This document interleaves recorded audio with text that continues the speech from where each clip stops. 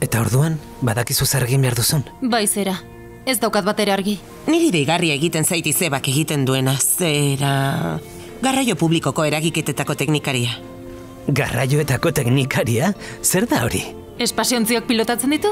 Ez da espazioa, baina oso urrun irits daiteke sektore horretan. Harrituko zinateke atzean dagoen guztia jakitean. Ez da, Marta?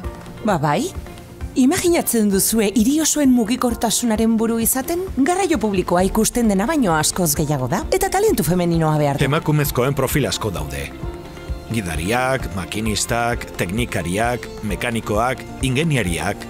Erronka berriei aurre egiteko ezinbestekoak diren emakume profesionala. Bai, baina ba aldago etorkizunik. Nik lanpostu nahi dudalako, denbora librea, eta ondo kobratzen oski.